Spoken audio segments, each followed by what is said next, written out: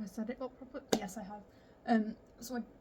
Today I'm going to be reviewing the School for Good and Evil. It was one of the books I got while on a holiday. I had hoped to show you guys the book, but I have absolutely no idea where I've placed it. If you see my eyes darting off screen, it's because I've got a script, because I really struggle to keep all my thoughts cohesive. But yeah, let's get into the book. I am also going to be reading from the script as well, but I haven't really learned how to describe without the script. It's a good book though. So The School for Good and Evil was a really interesting book. I'm currently waiting for the rest to come in the mail. I have ordered them. I love the series that much. I've only read the first book so far, but I absolutely love the characters Sophie and Agatha, who we see in the introduced to the series, and the main characters of the book. I went into a Barnes and Noble, Waterstones, while on holiday, and it was one of the books that I picked up on the haul. Just full disclaimer, this isn't going to be spoiler free. I am going to discuss some of the my favourite themes throughout the book series.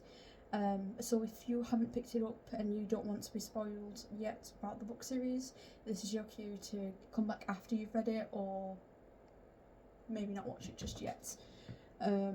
So without further ado, let's get into the book. So I can't lie, I wasn't expecting half the plot twist that happened. I feel like that's really stupid, given that it's a fairy tale book. So there's a lot of similar tropes you tend to get in a lot of books when you read those sort of ones. I didn't pick up any of them.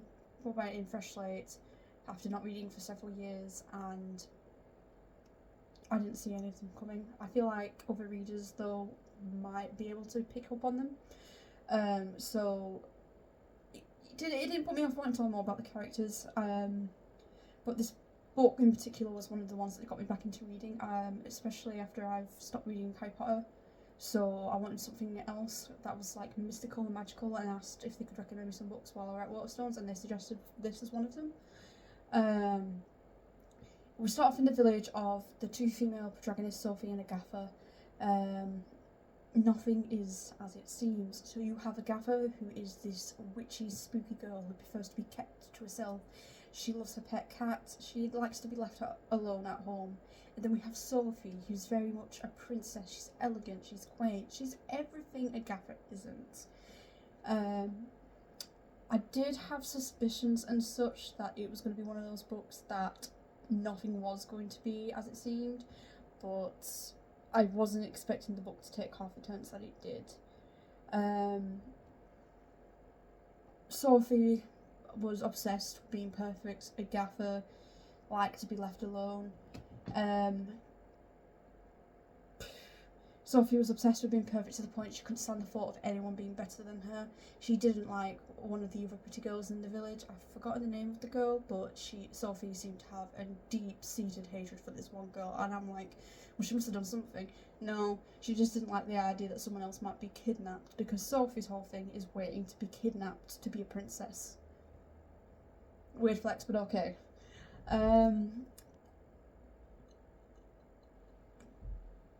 Yeah, does that make her evil? No.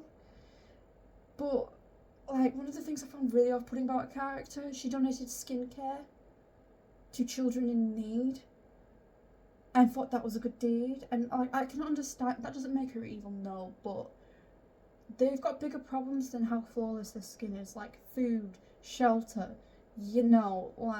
it's great you want to be pretty, hon, but the cucumbers probably would have been better donated as food for them. I was really put off Sophie's character with the skincare. What could be more beautiful than the skincare? A lot of things. A lot of things. I'm starting to. How many steps to a skincare routine? Very bizarre. Wait to be kidnapped. Okay. Interesting life goal you have. And then Sophie's planning how she wants to be kidnapped. She wants it to go smoothly. Her father's trying to protect her. He'd rather that some other girl in the village got kidnapped. And Sophie's just, she's She wants to be kidnapped as the princess, and she wants her friend Agatha to be kidnapped as the bad guy. Just poor Agatha. Sophie wasn't worthy of having Agatha as a friend at this point in the book. I'm reading it, and all I could do was feel sorry for Agatha. I didn't feel sorry for Sophie in the slightest. I did not like a character at this point in the book.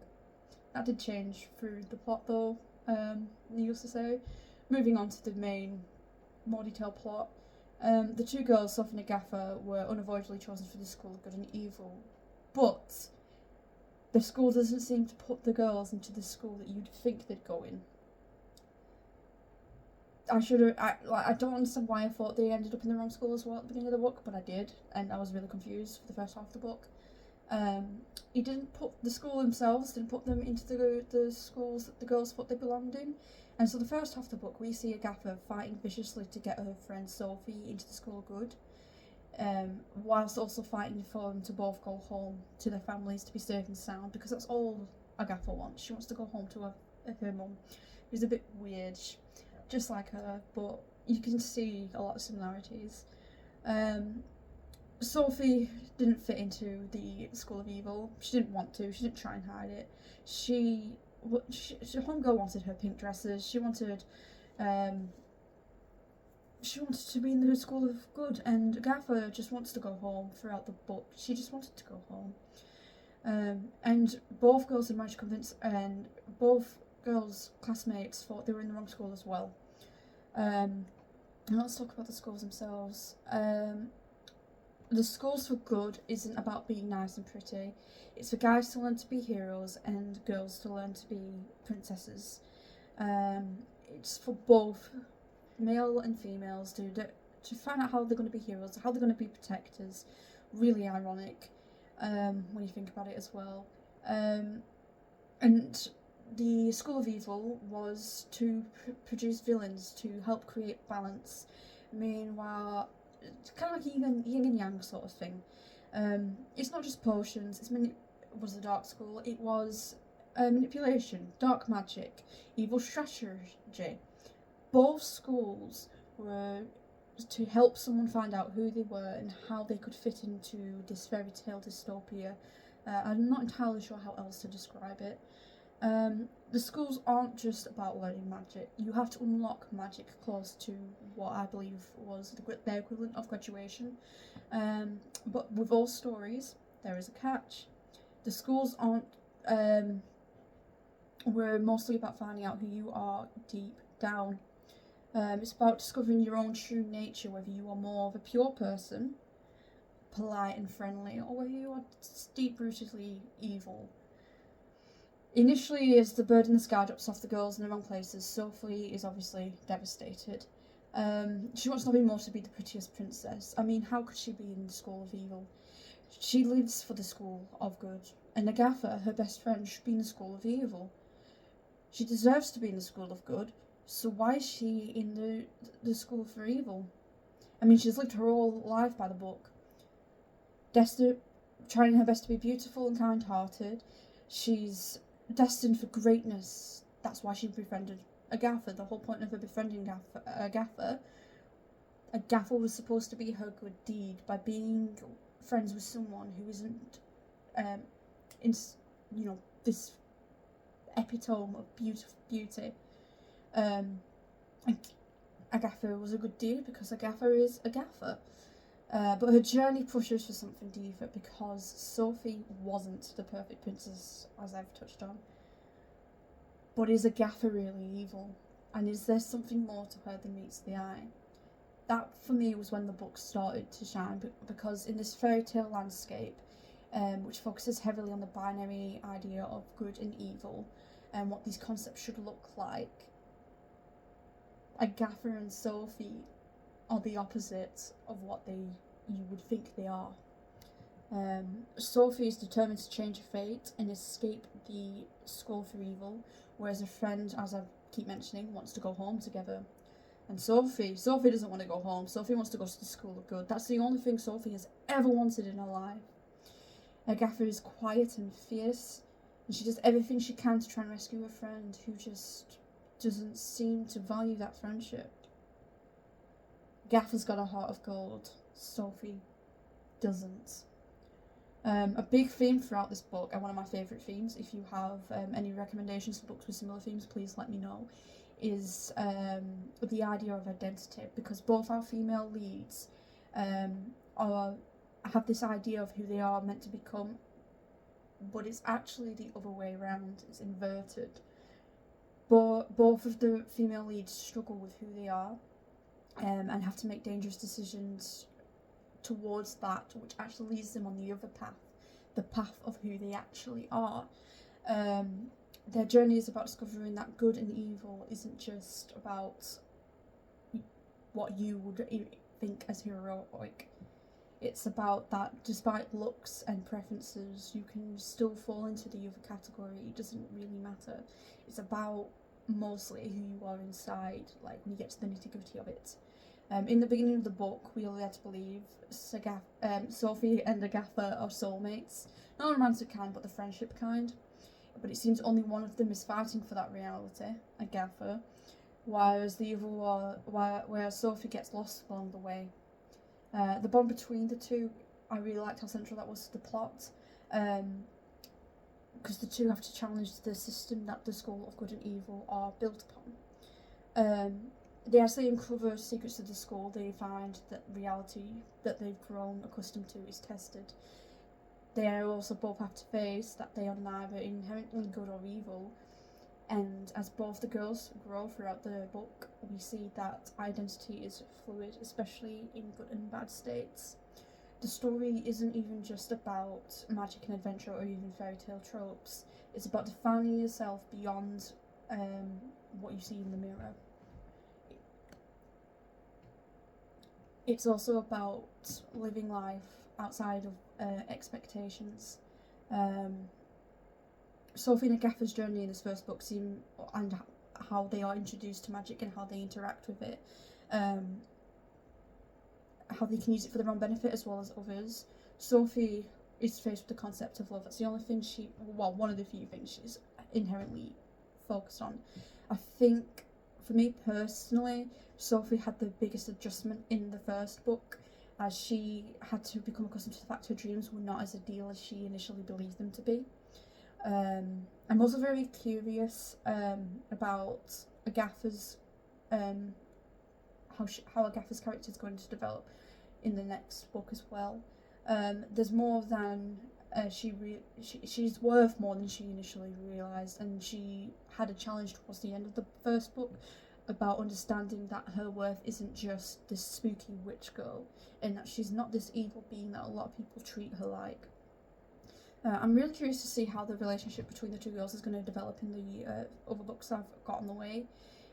I'm also curious about Tedros' character, because okay, so there was a little bit of a lovey-dovey scene between him and Sophie throughout like the second half of the book, but it seemed like Tedros is also arguing and struggling against the fact that he's constantly compared to his father, and he's just seen as this ideal guy, but he wants to be seen for who he really is. But who is Tedros? Because I was still left wondering, who is Tedros other than the son of Arthur? Because he's fought for Sophie, and Sophie's fought for him, and it just doesn't seem to work for some reason. I feel like Tedros' character is hopefully one that we're going to see, or I'm going to see more fleshed out in the next books. But yeah, he's made as Tedros points out in the second half of the book himself, he's made the same mistakes as his father, and he's not happy about it. So hopefully in the next book we can see him recover from that. Hopefully he is in the next book. I don't even know if he's in there yet. I'm not hoping for Bellatrix to be in the next book. I don't like how Bellatrix treated Agatha. I don't think she's princess material. I don't think I ever will see her as princess material. If you liked Bellatrix, I'm curious to know why. I love discussing books with people. Will she play more significant role in the next book? That is something else I'm very curious about. I'm trying not to spoil too much. I know I've spoiled quite a bit already. If you haven't read the first book of The School of Good and Evil, I highly recommend it. It is also on Netflix as a series, I think, but I'm going to stick to the books. I want to make sure I've read all the books before I even touch the series, because I've made the mistake of not reading the books first and I don't enjoy the books as much after I've watched the movie, whereas the movies and TV series with books like this tend to incorporate their own details but also leave details out. Also, if you haven't read it yet, highly recommend it. I keep saying this throughout this video. Which school do you think you would end up in? The school of good or the school of evil? Because I think I would end up in the school of evil. I think I've got a lot of character development I need to work through. And would you welcome your fate in what school you got sorted into? Or would you be like Agatha and would you fight to go into the other school?